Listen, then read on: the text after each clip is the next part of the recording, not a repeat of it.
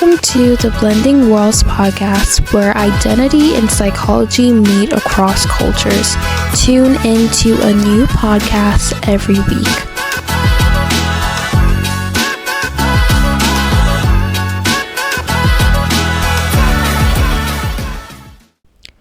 Welcome back to another episode of the Blending Worlds podcast. My name is Reese and I'm your host. Thank you for tuning in to this week's podcast. I want to first acknowledge before I even go any deeper into this podcast that September is Suicide Prevention Month, so I will be discussing the very sensitive topic of mental health and self-harm throughout this podcast. So if that is something that is very triggering to you, I do want to give a trigger warning. But this week's podcast, I hope, will be very healing to some of the people listening to this, as we will be, of course, discussing this across cultures and across worlds. So mental health is definitely something that is not discussed in certain cultures, and sometimes people are struggling, but they don't feel like they have an outlet or that they have someone that they can talk to. Sometimes people don't feel like their voice matters, or whether or not that the people around them care or whatnot. But I want every single person that is listening to this podcast to know that they matter, their voice matters, their life matters. Like, I want you to know that you are loved and valued beyond what you could imagine. So this podcast is actually very muchly inspired by a story that I remembered from when I was in high school. Now, like I said, I am someone that is studying psychology, and my passion for psychology definitely started way back in high school. That's when I believe there started to be a lot more open conversations and discussions surrounding mental health, and even surrounding depression, suicidal thoughts, self-harm. A lot more people were openly discussing it and discussing their own struggles.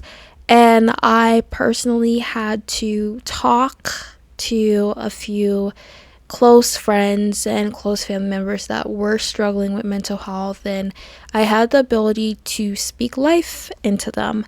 But there was one specific story from when I was in high school that to this day, I still remember, because it's definitely a conversation that I feel like needs to be had. So the story is actually involving a friend that I had in high school.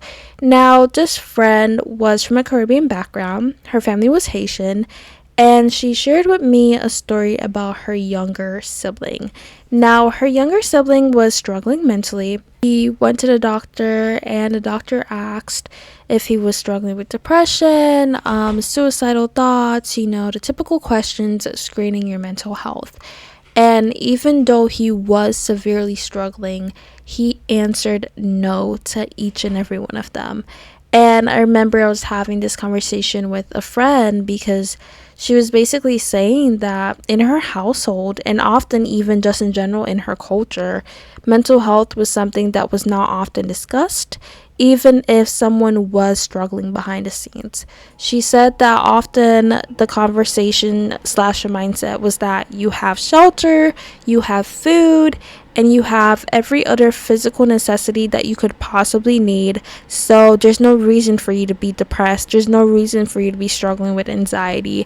And unfortunately, this led to a lot of people across various different cultures struggling in silence, feeling like no one around them really cares, feeling like they can't confide in anyone around them because they won't understand or they won't care, or because of certain cultural norms. It's like you can't admit that you're struggling, because it's like, no, you're supposed to be strong, you're supposed to keep fighting, you're supposed to keep doing this.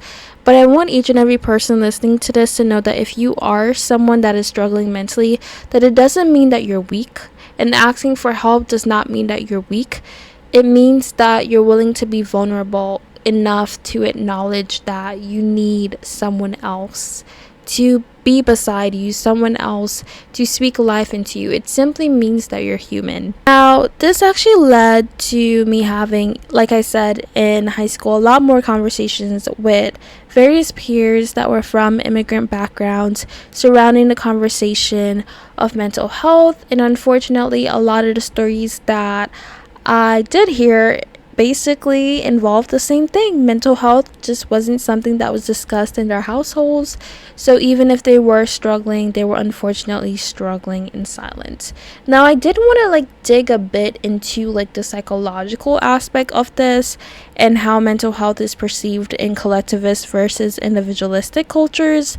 And when I dug into that, it basically stated that in a lot of collectivist cultures, interdependence, family ties, and group harmony can provide that social support that often buffers stress, which can sometimes lower mental health. However, at the same time, a lot of collectivist norms can actually increase stigma surrounding mental health, unfortunately leading to people who do need help not seeking it. This is definitely something that I saw a lot growing up, and this is something that I saw within my own culture as well. There were so many people that were struggling, and instead of seeking help, it was often oh, I'm not gonna go and see a shrink, I'm not gonna talk to a shrink, I'm just gonna toughen up and keep going. And it's so sad because a lot of people assume that if you're willing to admit that you need help, that it means you're weak. But instead, it means that you're strong. You're strong enough to recognize that you're human and that sometimes being human means that you're not able to handle everything on your own, and sometimes you need to seek outward help. It's also something else that I found in the research that I found really interesting, which was that in a lot of collectivist cultures, somatic expression of distress was typically favored. Now, in other words, this basically means that the assumption is that if someone is actually in distress, that it would be expressed outwardly. And we know this is definitely not true. There's so many people out there that are unfortunately suffering in silence, and there's so many people out there that definitely are putting up a smile every day, but beneath all of that, they're struggling inwardly. And there's this inward cry for help, but they don't know how to ask for it. There's also within a lot of collectivist cultures a pressure to conform to social norms, since collectivist cultures typically, like I said, promote interdependence and family ties and group harmony. A lot of people may feel like they don't have the space to express their individuality, and that they don't have the space to actually have an identity that isn't something that they would typically see in their culture. And this can typically lead to a lot more mental health struggles, feeling like they can't actually be them without having to think about everyone else around them. But as someone that is a psych major, it's definitely something that is really interesting, and it's unfortunately something that I've seen firsthand. I've seen a lot of people feeling pressured to conform to social norms to the point that that pressure leads to anxiety, depression, or whatnot. Having to be everything for everyone but themselves.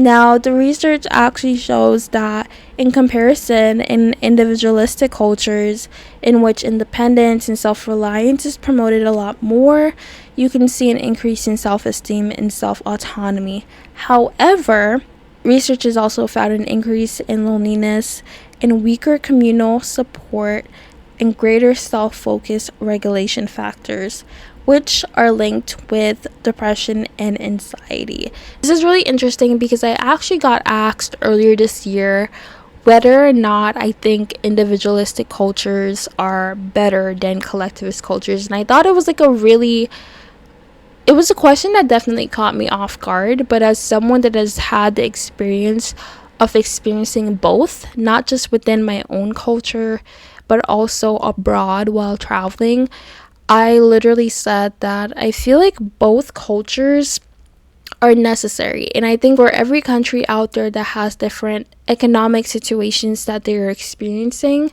collectivism versus individualism may be more beneficial to each. But I think when we think of individualistic cultures, this is the downside to it. with an increase in independence and self-reliance, a lot of people don't have that social support, nor do they know how to seek out that social support. But also in individualistic cultures where the main focus is on you, it can go from being a beneficial thing to a harmful thing, where you start to tear down every single thing that you do, where you start to compare you to everyone else.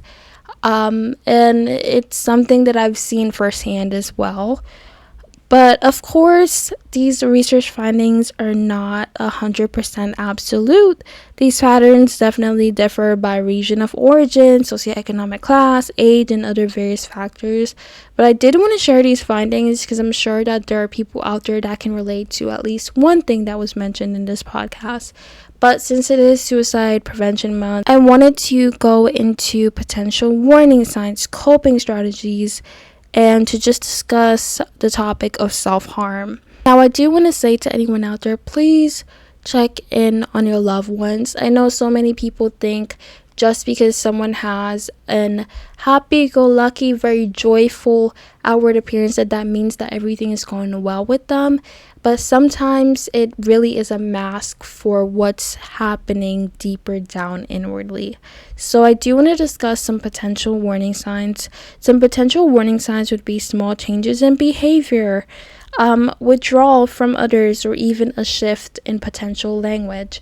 Now, of course, some people, of course, this is a very sensitive topic, but like I said before, please check in on your loved ones. You never know what they may be experiencing or what they might be going through that they're not expressing outwardly. And if you do see any of these small warning signs, these potential warning signs, please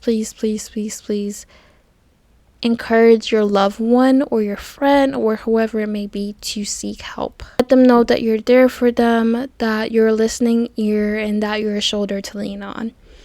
Now, I did also want to provide some potential coping strategies for anyone out there who is struggling with their mental health.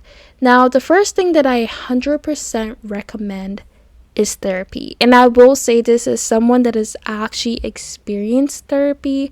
I think therapy is something that is 100% helpful if you find the right therapist. But I know in certain cultures, the conversation surrounding therapy or shrinks is kind of like, oh, I don't need to talk to anyone about my problems. But I promise you, sometimes it really helps to talk to someone that, one, doesn't know you, but also just to let it all out. Sometimes it helps to just let out everything that's inside and to just let it out into thin air. I 100% recommend therapy to everyone out there. And something else that could be a great coping strategy as well is journaling, just letting your feelings out. If you're someone that is hesitant to talk to someone else, maybe writing it down really would be a lot more helpful. And of course, something else that has tremendously helped me would be spirituality/faith. I am a Christian, but for people out there that may not be, there's so many other ways that faith can tremendously help you, whether it's with that social support through community or even through just expressing and practicing your faith. Now, like I mentioned before, talking to a trusted loved one can tremendously help your loved ones care. And I think for a lot of people, it's, I don't want to burden this person. I don't want to do this. I don't want them to think I'm always coming about this. But the people that truly love you care, and they care about what you're experiencing, what you're going through, and they want to be there for you. So let them. I did also want to provide for anyone out there who is thinking about self-harm, or please call the National Suicide Prevention Hotline 988 if you're struggling and need someone to talk to. Please seek help, because people care. People care about you even if you don't think that they do. And I do want to end this podcast by saying that you are loved and you are valued beyond what you could imagine. Your life has so much meaning and your life has so much value. You are worthy and you are seen. Please know that whatever you are going through currently, you are not alone. And if you may feel alone, please know that there are people that love you and care for you deeply. Thank you guys for tuning into this week's podcast. Tune in next week for another podcast episode. And if you did think that this podcast may be something that may really help a close friend, a loved one, or someone you know, please share and tag this podcast on either Instagram or TikTok. And I'll see you next week. Bye!